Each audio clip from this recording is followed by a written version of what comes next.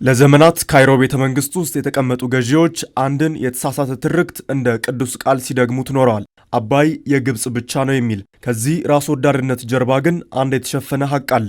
እርሱም ኢትዮጵያ ከለማች ግብጽ ትጠፋለች የሚለው የፈርዖናውያን የዕድሜ ልክ ስጋት ነው። ይህ ፍርሃት ግብጽ ላለፉት 100 ዓመታት የኢትዮጵያን እድገት ለማኮላሸት፣ ህዝቧን በድህነትና በጨለማ ለማቆየት እንዲሁም አገሪቱን በውስጥ ጦርነት ለማፈራረስ የምትሸርባቸው ሴራዎች ዋና ሞተር ሆኖ ቆይቷል። የግብጽ መንግስታት ስሪታቸው አካባቢን ማተራመስ፣ የራሳቸውን ህዝብ ደግሞ ይሄ መልካም መስተዳደር እንዳያገኝ ምክንያት ጥያቄ እንዳይጠይቃቸው ነው። ስለዚህ ትኩረቱን ወዴት ይወስዱታል? ወደ ኢትዮጵያ ትኩረቱን ወዴት ይወስዱታል? ይሄ በጣም ራስ ወዳድነት የተሞላበት ነው። ሰልፊሽ የሆነ አፕሮች ነው። በታሪክ ማህደር እንደሰፈረው ግብጽ መጀመሪያ ላይ የአባይን ምንጭ በኃይል ለመቆጣጠር ሞክራ ነበር። በ19ኛው ክፍለ ዘመን አጋማሽ ዘመናዊ መሳሪያዎችንና አውሮፓውያንና አሜሪካውያን ወታደራዊ አማካሪዎችን አሰባስባ ኢትዮጵያን ለመውረር ዘመተች። ይሁን እንጂ በ1875 በጉንደትና በ1876 በጉራ በተደረጉ ጦርነቶች የኢትዮጵያ ጀግኖች ሰራዊቷን አድቅቀው መለሱት። ይህ የጦር ሜዳ ሽንፈት ግብጽን አንድ እውነት አስተማራት፣ ኢትዮጵያን ፊት ለፊት ለመጋፈጥ ፈጽሞ እንደማይቻል። በመሆኑም ስልቷን ወደ እጅ አዙር ጦርነት ቀየረች። ግብጾች በዛ መልክ እንደማይችሉን ስላወቁ ኢትዮጵያ ማደግ የለባትም፣ አንዱም በአባይ ሁለቱም በቀይ ባህር በኩል እኛ ልናድግበት የምንችል ነገር ስለሆነ እንክርዳዶች ውስጣችን እየፈለጉ እኛን ለዚህ ያበቁን። ከ1960ዎቹ ወዲህ ኢትዮጵያን ለማፍረስና የውስጥ ብጥብጥ ለመፍጠር የተነሱ ማናቸውም ታጣቂዎችና ተገንጣይ ኃይሎች የገንዘብ የጦር መሳሪያና የስልጠና ምሽግ ሆና ያገለገለችው ካይሮ ናት። ዋና ዓላማዋም ኢትዮጵያ በውስጥ ቁስሏ ላይ ተጠምዳ ስለ አባይ ልማት የምታስብበት ጊዜ እንዳይኖራት ማድረግ ነው። የግብጽ የደህንነት መዋቅርም የኢትዮጵያን ውስጣዊ ፖለቲካዊ ቅራኔዎች በመጠቀም አገሪቱ ፊቷን ወደ ልማት እንዳታዞር የማድረግ ስልት አሁንም ድረስ ይከተላል። ጠላቶቻችን ጽምዶ ብሎ መጥተዋል። ጽምዶ ዛሬ የተፈጠረ እንዳይመስላችሁ።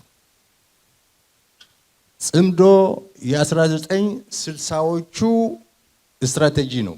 የዛሬ 60 ዓመት ኢትዮጵያን ከባህር በር በማባረር ኢትዮጵያን በእርስ በርስ ግጭት በማዳከም በቀጠናው ትርጉም ያለው አገር እንዳትሆን፣ በቀጠናው የአባይን ውሃ እንዳትጠቀም ሲደረግ ነበረ። ባህር በር የማባረር ግን ተሳክቶላቸዋል።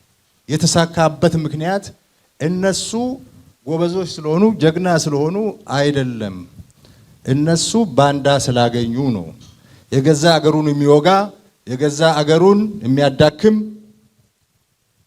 እርስ በርሱ የሚጨፋጨፍ የራሱ መንግስት የሚያፈርስ ኢትዮጵያን ኢኮኖሚካሊ የሚያዳክም ለጠላቶቻችን ምቹ ሁኔታ በር የሚፈጥር ማአት ባንዳ ከውስጥ ስለተገኘ ነው። አሁንም እሱ ነው። በኢትዮጵያ የተለያዩ አካባቢዎች የሚንቀሳቀሱ ታጣቂ ኃይላት ከካይሮ ጋር ድብቅ ግንኙነት እንዳላቸው የደህንነት ተንታኞች በተደጋጋሚ አጋልጠዋል። በተለያዩ ጊዜ የወጡ መረጃዎችም የግብጽ ባለስልጣናት ጭምር የኢትዮጵያን ተቃዋሚዎች ስለመደገፍ ሲወያዩ በቪዲዮ አሳይተዋል። ከዚህ በተጨማሪም ግብጽ በረቀቀ መንገድ ኢትዮጵያ ላይ የኢኮኖሚ አሻጥር ስትሰራ ኖራለች። ኢትዮጵያ በአባይና ገባሮቹ ላይ ግድቦችን ለመገንባት በሞከረች ቁጥር ግብጽ በዓለም ባንክና በአፍሪካ ልማት ባንክ ላይ ያላትን የዲፕሎማሲ ተጽዕኖ በመጠቀም ብድርና እርዳታ እንዳይገኝ አድርጋለች። ነገር ግን በ2003 ዓ.ም ይህ የዘመናት ቀንበር ተሰበረ። ኢትዮጵያ ምንም አይነት የውጭ ብድር ሳትጠይቅ በራሷ ሕዝብ ላብና አቅም የታላቁ የህዳሴ ግድብ ግንባታን በይፋ ጀመረች። ይህኔ ግብጽ ግንባታውን ለማስቆም ወደ አሜሪካ ሮጠች። በተመድ የጸጥታው ምክር ቤትም ጮኸች። የጦርነት ነጋሪትም ጎሰመች። ይሁን እንጂ የኢትዮጵያ ሕዝብና መንግስት የማይናወጥ ጽናት ሁሉንም የውጭ አሻጥሮች መክቶ ግድቡን ለፍጻሜ ያበቃው። ታሪክ ሰምተናል፣ ታሪክ አይተናል፣ ታሪክ ተምረናል። ዛሬ ፈጣሪ የመረጠው ትውልድ መሆን ስለቻል ታሪክ ሰርተን ታሪክ ላይ ቆመን ለማውራት በቅተናል። ህዳሴ ለኢትዮጵያ ብቻ ሳይሆን ለጥቁር ህዝቦች በሙሉ ምድር እስክትሰበሰብ ታሪክ ሆኖ የሚኖር ታላቅ ገድል ነው። አሁን ላይ በዲፕሎማሲ መስክ የተሸነፈችው ግብጽ አዲስ የሴራ ምዕራፍ ከፍታለች። ሚዲያዎቿ ኢትዮጵያ ውሃ ቀነሰችብን የሚል ሐሰተኛ ፕሮፓጋንዳ እየነዙ ይገኛሉ። እውነታው ግን ግድቡ ውሃውን አግዶ እንደማያስቀር ይልቁንም ግብጽን ከከባድ የጎርፍ አደጋ እየጠበቀ ዓመቱን ሙሉ እኩል የውሃ ፍሰት እንዲኖራት እያደረገ ነው። የካይሮ ለቅሶና ማደናገሪያ ምክንያት ታዲያ ከኢትዮጵያውያን የተሸሸገ አይደለም። ያ ፕሮጀክት መልሶ ምን ሊሆን እንደሚችል ያውቁታል። የኤሌክትሪክ ኃይል ብቻ አይደለም፣ እሱ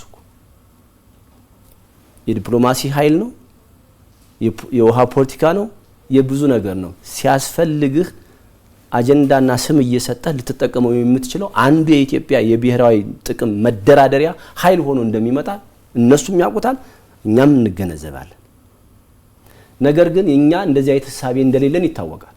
ካልተተናኮሉን ካልገፉን እኛ ገፍተንም አናቅም፣ በድለንም አናቅም። ይህ ብቻ አይደለም። የግብጽ ስጋት በተለይ የገልፍ ሀገራትን የግብርና ገበያ ከመቆጣጠር ጋር ቀጥተኛ ትስስር አለው። ግብጽ በአሁኑ ወቅት ለገልፍ ሀገራት ፍራፍሬ፣ አትክልትና ሌሎች የግብርና ምርቶችን በስፋት በማቅረብ የምታገኘውን የገበያ የበላይነትና የውጭ ምንዛሪ ገቢ ለም መሬትና የተትረፈረፈ ውሃ ያላት ኢትዮጵያ በቀጣይ ተወዳድራ እንዳትነጥቃት ትሰጋለች። ስለሆነም አዲስ አበባ ይህንን ግዙፍ የቀጠናውን የገበያ ዕድል እንዳትቆጣጠርና የኢኮኖሚ መውጫ ቀዳዳ እንዳታገኝ ለማድረግ ግብጽ ኢትዮጵያን ለዘመናት በውስጥ ግጭቶች፣ በፖለቲካ ሴራዎችና በዲፕሎማሲ ጫናዎች ስትበጠብጥና ስታዳክም ቆይታለች። አሁንም ውሃ ስለሚነካባቸው አይደል፣ ውሃው እንደሚሄድ ያውቃሉ። ምንም ችግር የለውም። ሌላ ነገር ነው የሚፈሩት። ምንድነው እሱ?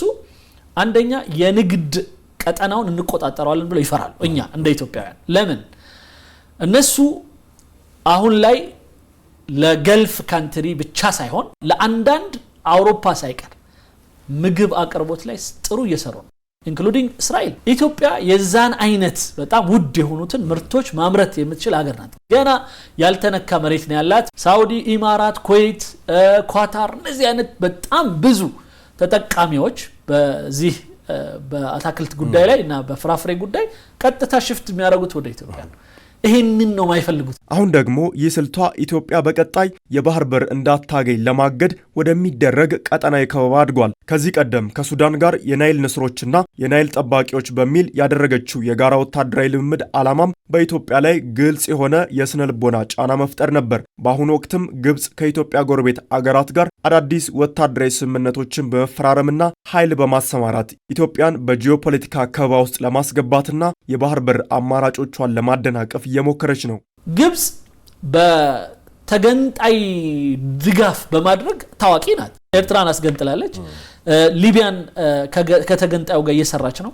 አሁን ሱዳን ላይ አሁን ያለው ግርግር ብቻም ሳይሆን ከጆን ጋራንግ ጋር በሆነ ወቅት ላይ ተስተራ ነበር። ስለዚህ ይሄን ሁሉ ያረገች ሀገር መጣ አሁን ልክ እንደ ህግ አስከባሪ አንድ ሀገር ስትገነጠል ከሷ ጋር መስራት እኮ ሌሎች ተገንጣዮችን ማበረታታት ነው ምናምን እያለች ስታወራ በጣም ይገርመኛል። ለኛ ወደዛ መመለስ እና ወደ ነበርንበት ቦታ መመለስ ለነሱ ኪሳራ ነው። ምክንያቱም መጀመሪያ የሰሩት ይሄን እንድናጣ ነው። ያ ሁሉ ወጪ አውጥተዋል፣ ያ ሁሉ ድጎማ ሰጥተዋል።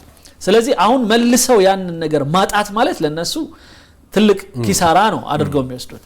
ለኛ ደግሞ የመመለስ ነገር ህልውናቸው። እነዚህ ሁሉ የካይሮ መፍጨርጨሮች የሚያሳዩት አንድ የማይካድ እውነት አለ። እርሱም ደካማ፣ በውስጥ ግጭት የተወጠረችና ከዓለም የተገለለች እንዲሁም በኢኮኖሚ የደቀቀች ኢትዮጵያን መፍጠር። ኢትዮጵያውያን ግን ይህንን ፈጽሞ የሚፈቅዱት አይደለም።